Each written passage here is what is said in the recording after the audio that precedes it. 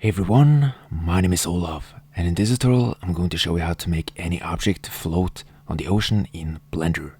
As always, it's going to be quick and easy, so let's get started. Now, if you do not already have an ocean animation, you can either watch my ocean animation tutorial, or you can download my scene in the link in the description. For the boat, you need the transportation add-on, but if you do not have the transportation add-on, you can also just animate a ball floating in the ocean, which I'm going to show you how to do as well in this tutorial. So let's hide this yacht for now, and I will animate it later. And we'll start off with a simple animation, which is to make a ball float.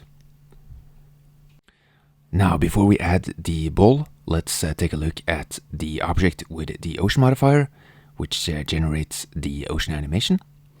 And these are the settings that I used for this one. We're going to use 500 frames. And then we need to animate the time value. So let's set it to 0 for the first frame. And until we render the final animation, I'm going to decrease the resolution so that we get a decent frame rate for the ocean animation. So let's set it to 10 for now. And then press I to keyframe the time value. And then we're going to go to frame 500. And then we set the number of frames divided by the frame rate, so 500 divided by 30. And then press I to keyframe the value. And then press T in the timeline to make the animation linear in speed. And make sure the frame rate is 30 FPS. And as you can see now, especially when we go into solid view, is that we have the ocean animation. Now, the depth of the ocean is quite deep, and therefore the water is quite slow moving, but I think that looks more realistic, especially for such a large boat. Okay, so let's move the 3D cursor, and then let's enable the overlay, then press Shift+A and add a UV sphere. And then we need to scale it up, so press S to scale. And then we need to make it smoother, so press Ctrl 4 for subdivisions. And then let's add some smooth shading as well. And then press Shift+A once again and add a plane, and press S to scale. And then press Tab for edit mode, and then right click to subdivide. And let's add 4 subdivisions. And then we need to add the shrink wrap modifier, which will wrap the plane to the ocean. So let's select the ocean. As you can see, the plane now follows the ocean. And we're going to copy the location of this shrink wrap modified plane and use that to control the sphere. So let's go into the constraints, and then let's copy the plane location, and then select the plane and go into edit mode, and then let's add a vertex group, and then assign these vertices to the group, and then select the ball, and then we select the vertex group inside the copy location constraint. And as you can see, the ball is now floating. And then next we need to copy the rotation for a sphere. That doesn't really matter, but just make that a routine. And set the target as the plane, and then select the vertex group. We can also change the plane size to change the area that affects the location of the ball, as you can see.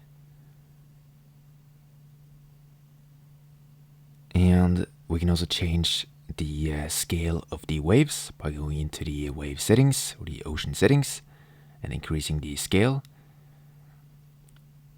And as you can see, the floating effect becomes even more clear.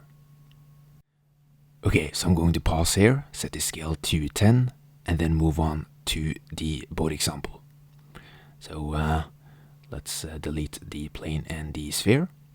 And then I'm going to unhide the yacht. And we'll use the same method, so press Shift+A and add a plane. And then press S to scale. And then press G, then X to grab the plane on the X-axis. Then S, then X to scale it on the X-axis. And then press S, then Y to scale it on the Y-axis. And then press G, then Y to grab it on the Y-axis. Okay, and then we need to add some subdivisions. And we're going to do that by going into edit mode by pressing Tab. And then press Ctrl R and add some loop cuts by using the mouse wheel. And then left click 2 times to confirm. And then let's add some loop cuts on the Y-axis as well. And then let's add this group as a vertex group. Let's go back to object mode. And now we're going to add the shrink wrap modifier so that this plane wraps around the ocean. And then let's set the ocean as the target. Now the key to the depth of the boat in the water is the origin point. So we can select the boat, then press Tab for edit mode, and then press A to select everything, then press G, then set, and then we can set the origin point. So maybe around here, and then you press G, then set to move the origin point to the surface. And as you will see, when we copy the location and the rotation of the plane for the boat, the origin point sets the depth of the boat in the ocean. And then let's copy the rotation as well, which is more important for a boat than it was for a ball, obviously. And then I'm going to press R, set, then 180 to rotate the boat 180 degrees on the Z-axis, so that we have the same rotation as we had before. And since this is a yacht and it's quite large, it's not going to be affected a lot by the waves. So let's try to increase the scale of the waves so that we can see it a little bit more clearly. So let's set it to 40, for example.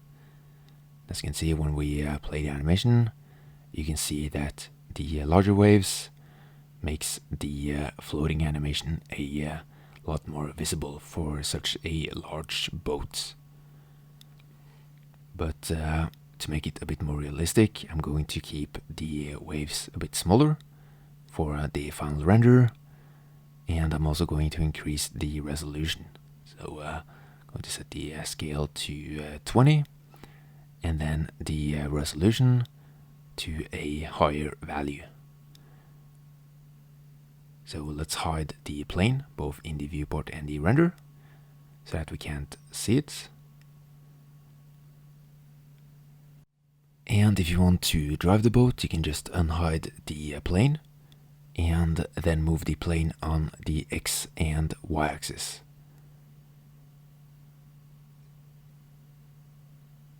So press G, then Y, for example, and as you can see, the boat moves on top of the ocean. And then you can just keyframe the location of the plane, and you will have a boat driving animation. And that's it for this tutorial. I hope you enjoyed it, and more animation and simulation tutorials coming soon for Blender. So make sure to comment, rate, and subscribe, and thanks for watching.